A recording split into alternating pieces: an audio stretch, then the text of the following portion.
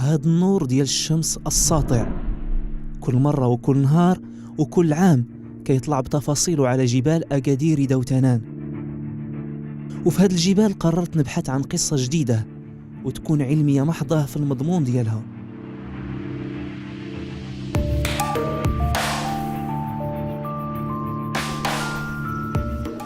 قلبت عليها مزيان تحت كل حجر وفي داخل كل جحر، هبطت الواد اللي لقيت قدامي وطلعت الطلعة اللي جات موراه.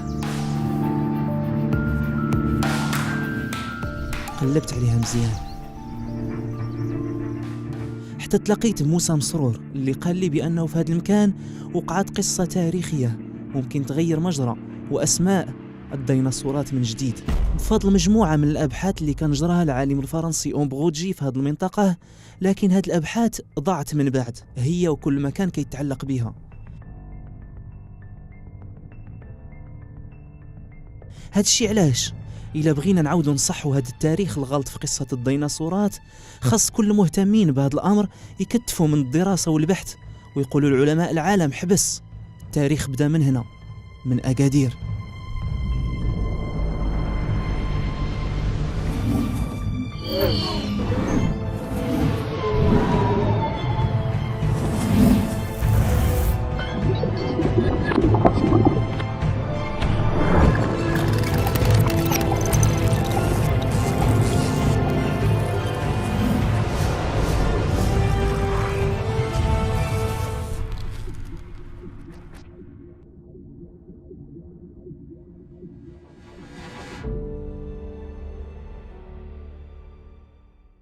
Alors, l'histoire de Agadir Iknus commence en fait depuis 1954, quand Ambroggi, à l'occasion d'une étude qu'il a faite dans le Haut Atlas occidental, il a trouvé des empreintes, plusieurs empreintes d'oiseaux, plusieurs empreintes. Donc, il a publié avec de l'apparent un article où il parle des empreintes de pas de fossiles de maastrichtien d'Agadir.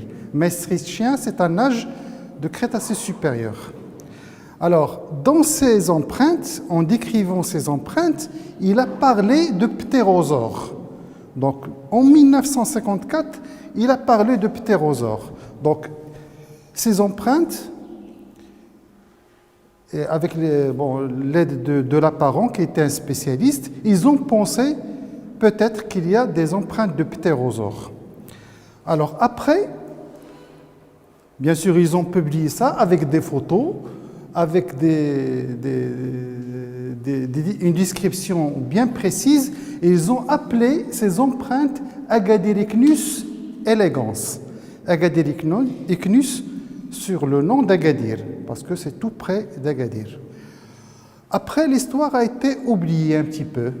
Donc, personne ne parlait de ce site et personne ne parlait de ces empreintes. Alors après, en 1957, en Amérique, il y a Stock qui a publié un article sur des empreintes de ptérosaures. Donc pour lui, c'était la première fois au monde qu'ils ont décrit des empreintes de ptérosaures en 1957. Mais ils ne savaient pas l'existence de ces empreintes qui existaient déjà à Agadir. Alors, c'était 3 ans plus tard. Alors, entre 1995 et 2003, il y avait pas mal d'études au monde sur les ptérosaures. Mais tout le monde a dans la tête que les premiers ptérosaures, c'était ceux qui ont été définis en Amérique, qu'ils ont appelés Ptéréicnus. Mais il y a les études, surtout de Jean-Michel Mazin, qui a fait attention en lisant l'article d'Ambroggi de l'apparent et en regardant les figures, ce qu'ils ont figuré, il a pensé, il a dit attention, peut-être il y a des empreintes de ptérosaures dans la région d'Agadir. Mais cet endroit était perdu, personne ne savait où se trouve ce site. Mais ils ont pensé, ils ont dit peut-être qu'il y a des empreintes dans la région d'Agadir. Alors voilà, donc il y a une note, un article de Mazin où il a republié les figures publiées par Ambroggi en 1954. Donc il fallait chercher ce site pour prouver que effectivement il s'agit de empreintes de ptérosaures. Et dans ce cas, ça sera les premiers empreintes de ptérosaures décrits au monde. Ce sont ceux d'Agadir. Alors pour cela, il y avait une recherche qui a été faite avec mon ami Marc de Ducla. Donc je lui ai donné des cartes et aussi on a parlé ensemble sur l'endroit où on peut trouver ce site parce que ça a été situé par Ambroggi. Et finalement, Marc de Ducla, il a trouvé des échantillons, des roches en éboulis, tombées, et avec ces empreintes. Donc on était sûr qu'on est sur le site que Ambroggi a étudié. Parce qu'on a trouvé beaucoup, au moins 100 échantillons de mains et de pieds de ptérosaures. Donc on peut dire maintenant, donc ça a été publié dans une note, et on a prouvé que les premières empreintes de ptérosaures décrites au monde, ça a été à Agadir et qui ont pris le nom de Agadiricnus elegans.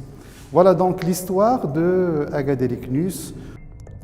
لتحقيق هذه المهمة هذه وتصحيح هذا الخطأ العلمي موسى ربط الاتصال مع مجموعة من الباحثين كجون ميشيل مازان ومارك دوديوكلا فكان بيناتهم هذا الحوار. Ça serait fantastique de retrouver la collection originelle. C'est déjà très bien que le site ait été retrouvé, que l'on puisse espérer travailler dessus tous ensemble.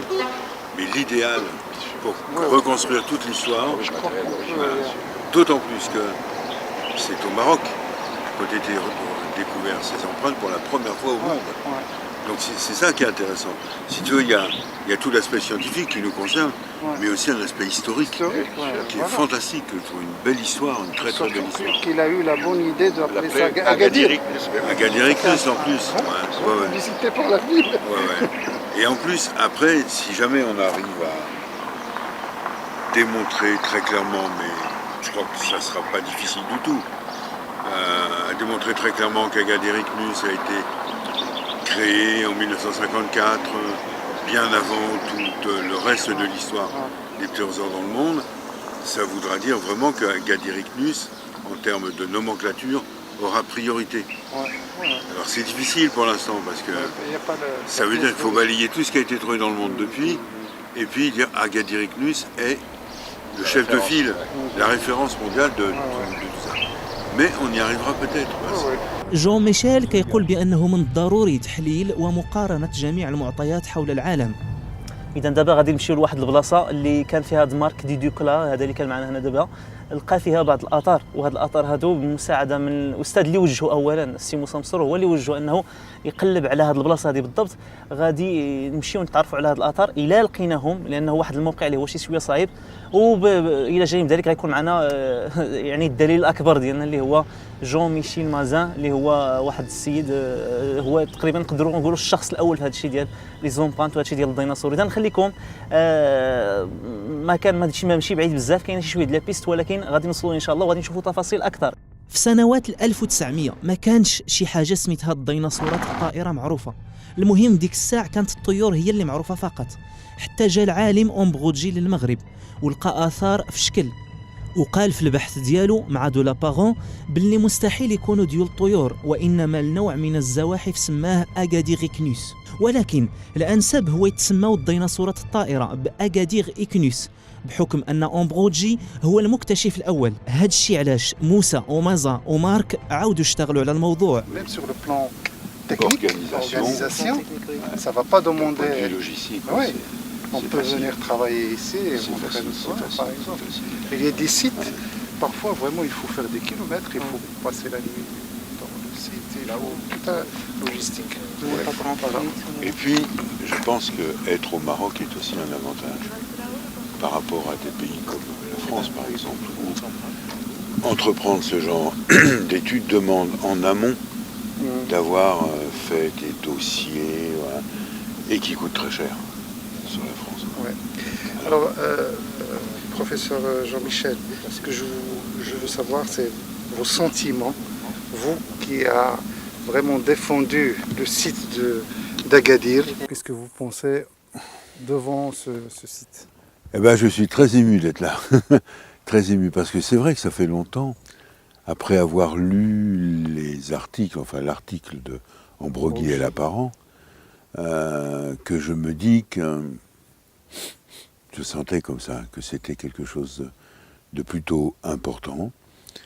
Sur le plan, mais à l'époque c'était ça, mais aujourd'hui on va continuer l'histoire avec le Maroc.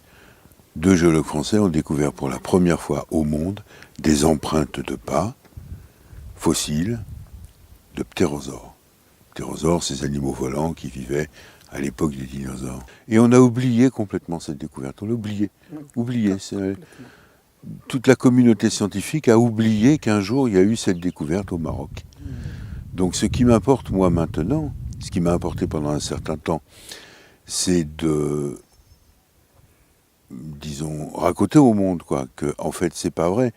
Les premières empreintes n'ont pas été trouvées aux États-Unis, n'ont pas été trouvées ailleurs, mais ont été trouvées ici au Maroc. Et portent le nom d'Agadir. Et portent le nom d'Agadir Ichneus, c'est-à-dire ils ont eu la délicatesse, les 2 géologues, Ambroggi et Lapparent, d'appeler ce fossile Agadir Ichneus elegans, ce qui en plus est joli. Ouais. Agadir Ichneus elegans. Agadir Ichneus a été le premier découvert au Maroc en 1954. Voilà. Et je suis très ému d'être là parce que ça c'est voilà, retrouver un site comme ça, bon ça a été retrouvé par Marc de Ducla et Moussa Masrour. Et bon, maintenant on va essayer d'envisager ensemble l'avenir. Qu'est-ce qu'on va faire de ça? Pour valoriser donc, le site. Voilà, nous avons déjà fait ensemble une petite note scientifique. Voilà, parce que et aussi parce que le Maroc est un pays très riche du point de vue géologique et paléontologique, et que bon, on aimerait aller au bout de cette histoire. Voilà. D'après quand Jean-Marc a commencé à récolter, donc il a commencé à récolter ici, mais il est aussi plus haut. D'accord? C'est-à-dire dans les ravins, là. Dans les ravins, là, on les voit ici, même de l'autre côté. Ouais. Alors, là, il y a vraiment deux bancs qui peuvent donner selon leur faciès. Il y a celui-là qui est en bas, et il y a celui-là qui monte comme ça. Ouais. Donc, moi je dis que peut-être il y a des indices, mais ça se peut qu'il y ait des empreintes, ou il y a des pistes sur les surfaces de ce banc-là, le premier, mais aussi sur le deuxième. Et on a trouvé de l'autre côté, en éboulis, une grande masse, c'est ce que j'ai moulé. Vraiment une grande surface qui est restée en place parce que c'est lourd, hein, on n'a pas pu emporter, qui est de l'autre côté et qui peut être, bon, il ne peut pas monter d'ici, donc il est sûrement tombé de deuxième. Donc au moins, il y a deux niveaux, au moins, et peut-être il y en a plus. Et vu le nombre qu'il a récolté, plus que 100 juste ici, cela veut dire qu'il y en a beaucoup. C'est potentiellement très riche. Sans oublier ce qui a été ramené.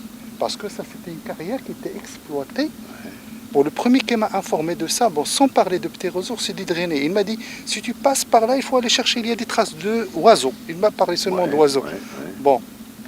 Et il m'a dit, c'est une carrière qui était utilisée pour la chaussée de l'aéroport. D'Hydrénée connaissait ce site. Oui, connaissait ce site. Parce que parmi les choses qu'il m'a dit, si tu as le temps, passez visiter, il y a un site où il y a des empreintes d'oiseaux. Lui, il m'a parlé seulement d'oiseaux.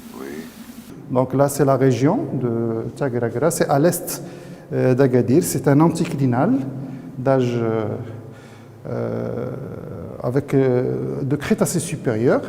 Et là où il y a les empreintes, c'est dans le Maastrichtien. Donc les affleurements avec la coupe où on trouve les empreintes, on les trouve dans 2 endroits.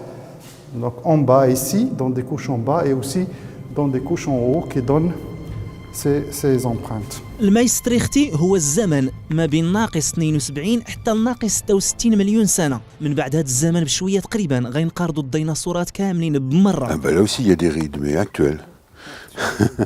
Première. Les grosses empreintes sont Donc là c'est le faciès Pteraicnus. On va trouver au moins cette surface-là. Sur quelques bons mètres carrés, de façon à avoir suffisamment de données à publier, à étudier, à publier. Et puis après se pose le problème de la protection. La protection, c'est ça, il faut garder. C'est la seule solution. Et protection physique aussi, c'est-à-dire contre l'érosion. Ça contre l'érosion, oui. Ouais. Donc, et éventuellement, de mise à disposition du public. Ouais, voilà, il y a tout. Il y a quelque chose à réfléchir, quelque chose de global. Parce qu'il y a l'aspect scientifique qui nous anime, nous. On est, Moussa et moi, et Johan, je veux dire, c'est notre métier, c'est notre corps de métier. Donc, tirer tous les renseignements scientifiques possibles de ce site. Et après, il y a les aspects de protection physique, protection légale si nécessaire il y a, reconnaissance. Reconnaissance de ce site, alors reconnaissance scientifique internationale, mais aussi reconnaissance nationale, ici, dans le sens c'est une richesse de plus sur les territoires marocains. Donc il y a vraiment quelque chose d'important à faire. Donc s'il est jamais bien aménagé, bien protégé, Ouais. il peut entrer dans... Comme ce qu'on a fait pour Anza. Oui, Vous allez voir, Oui. il y aura une étudiante qui va Qui a été exposer fait, sur oui. Anza. Ouais. Maintenant, il y a les écoles, il y a des sorties scientifiques qui sont font sur Eh le ben, site. c'est très très bien. Il y a Voilà. quelques touristes qui viennent. Eh ben, c'est très bien. Et là, vous voyez, c'est pas loin de la ville. Il y a le Croco-Park juste à côté. Il y a les gens qui Ouais. veulent visiter. Le site est Non, c'est super très bien. à visiter. C'est exactement ce qu'il faut. Et puis ça fait un petit site culturel. Oui. Petit point culturel comme ça. Non, c'est très bien. Très très bien. J'avais peur que ce soit plus difficile que ça. التيروبودات كنت هضرت عليهم من قبل، وهما اللي كاينين الاثار ديالهم في انزا شمال اكادير. والتيروبودات حتى هما عاشوا في الكريتاسي، ولكن هذا الموقع هذا ديال تاكراكرا الاهميه ديالو انه جاء في اخر ادوار زمن الكريتاسي، وبالضبط في المايستريختي، وموراه وقع حدث كبير على ما كيقول العلماء ادى لانقراض الديناصورات على وجه الارض بصفه عامه. والدليل على عيش الديناصورات هو الآثار اللي تتبقى تحجر في الأوساط المائية اللي كانت في ذاك الوقت، بحال هادو اللي لقينا في تاكراكرا. آثار كثيرة في موقع كبير وخام للاستكشاف.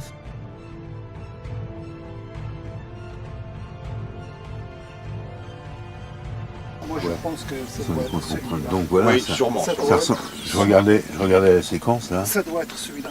Il faut la lire à l'envers, mais c'est Ça effectivement. doit être celui-là, pas le dernier, parce que tu vois, il est consistant. Oui. Oui, là où il y a plus de marne. Bon moment. Vous avez des photos de ces affleurements Oui. disponibles? Ben, de ça, Oui. il faut les prendre. Hein. Vous avez un Il faut les appareil. prendre spécifiquement, mais là le soleil n'est pas au bon endroit. Non, mais peut-être qu'il va tourner. Hein. Ouais. Vers midi, on aura peut-être un peu plus Ouais. de chance. Donc là c'est facile, hein, Johan. On disait techniquement, hein, vraiment techniquement. Décaper avec une pelle chenillée. Oui, mais surtout faut protéger. Oui, non, mais voilà, c'est ce qu'on disait ce matin. Voilà. Il faut tout de suite, on va parler avec Moussa, il faut que ce soit gardienné. Il faut qu'il y ait des gardiens ici en permanence. Les gens du bled ici seront bien contents d'avoir une petite occupation et il faut que ce soit des gens sérieux. Ouais. Les objectifs. L'objectif c'est pas de décaper tout le maastrichtien Bien sûr que non. Oui, il faut de la région. une surface suffisante pour... Voilà. Donc ça c'est tout à fait possible. Le ptérycnus est très bien connu, mais l'autre correspond à un autre type de ptérosaure. Donc non, c'est très bien. Ce qui me semblait être les deux obstacles principaux, enfin les trois obstacles principaux, c'était que ce soit techniquement trop difficile, mais non. Non, c'est s'il y a une pelleteuse. Et il y en a partout, regarde Moussa, le bloc qui est derrière toi, juste derrière toi, voilà. Ouais. Regarde dessous, Moussa. Là. Il y a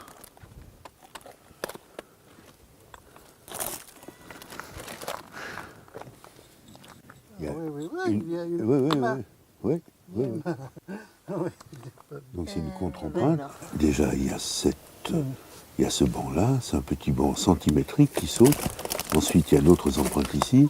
Bon, ça veut dire de toute façon que sur une opération comme celle-ci, on est sûr de trouver quelque chose. Ouais, c'est protégé, c'est Ah oui, couvert. tu m'as dit ça, oui, avant. Oui, je lui ai expliqué. Oui. Voilà comment il faut faire. Et en plus, on est même couvert par l'État puisque c'est une réserve nationale. Et là, on a... C'est ce que j'ai dit aux tout autorités. réussi. La gravure rupestre dans le géoparc là, de Mgoun, c'est super, une grande surface, super. mais il n'est pas sous abri. Ça commence à se dégrader rien que par la nature. Et les gens parfois marchent dessus parce que c'est horizontal. C'est des gravures horizontales. C'est très beau. Alors le problème du Maroc, c'est qu'il est trop riche à l'extrême. Trop riche. Ah bah oui. Le Maroc est très riche en données géologiques et paléontologiques. Et on pourrait presque dire trop riche parce que il y a tellement de choses à protéger. Je me suis servi pour cette redécouverte de l'article d'Ambrogi et de Lapparent de 1954, comme où ça avait l'obligeance de me faire passer. Donc je suis venu ici avec dans l'idée que ces pistes et ces traces avaient été relevées il y a 60 ans. Avec les activités anthropiques qui ont eu lieu dans la région, les indices de la piste avaient certainement disparu. Donc je ne me suis pas fié à ces indices, je me suis fié à la topographie générale et je suis arrivé tout de suite ici, très vite. Je me suis dit, ça a l'air de ressembler à cela. J'ai cherché un indice, j'ai vu tout de suite des ripple marks, ce qu'on appelle les rides de courant, qui indiquent un milieu paralique, enfin de rivage. Je me suis dit, ça doit être là. J'ai stationné ma voiture ici, je suis descendu et j'ai trouvé mes premières empreintes immédiatement parce qu'il y en avait beaucoup en éboulis. Et voilà comment après j'ai informé Jean-Michel Mazin et Moussa de la découverte du véritable site d'Ambrogi et Lapparent. Et puis j'ai continué mes recherches et j'ai fait don de ma collection à l'université d'Inzor.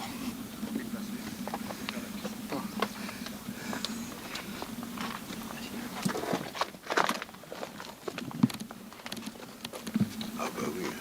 Je viens de casser. Hein. Ouais, simplement comme ça. Tu vois, ça veut dire qu'il y a plusieurs niveaux, c'est super. Ça c'est main. C'est une main. Ça c'est main de l'autre côté. Ça c'est une main, exactement. Et tu connais tout maintenant. Ah ouais, ouais. Donc c'est encore une autre surface, tu vois. Oh non, ça doit être...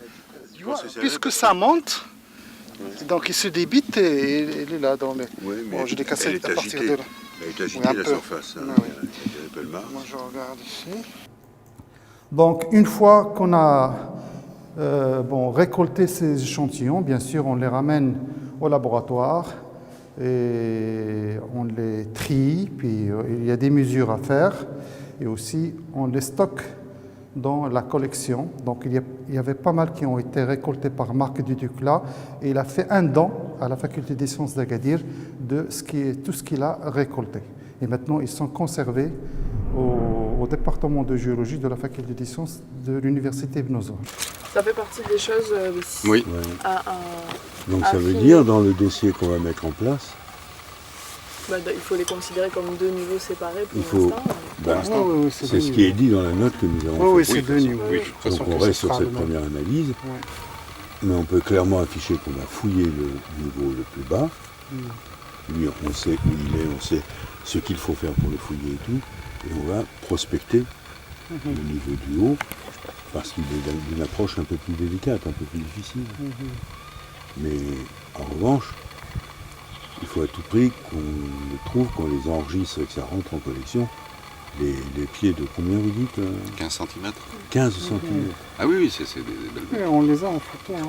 Bien que c'est ce qu'on connaît le plus grand monde pour l'instant. Hein. En tout cas, il y a des très belles Désolé. choses. Hein. C'est joli, oui. Magnifique. Des empreintes qui se superposent à d'autres. Enfin, D'autres icnites, d'autres traces, d'autres...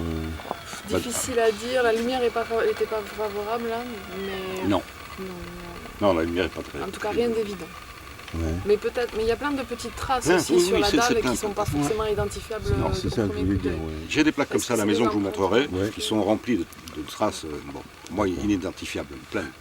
Alors, il y a des empreintes qu'on a trouvées en éboulis, c'est-à-dire tombées. Donc, ceux-là, on peut les ramener au laboratoire. Mais il y a certains qu'on a trouvés dans des surfaces de grande taille, donc difficiles à ramener. Donc, on les a moulés sur place. Bon, un exemple, là c'est une grande surface, c'est très lourd, on ne peut pas les ramener. Donc, ce qu'on a fait, on les a moulés rapidement avec une méthode de moulage rapide sur place. Donc, c'est une pâte qu'on mélange avec 50%, 50%, deux proportions, et qu'on applique sur les empreintes, et c'est rapide, donc on attend 5 minutes à peu près, et on aura le moule, qu'on peut tirer après, comme je vais vous montrer, et l'étudier sur place. Ouais. Voilà.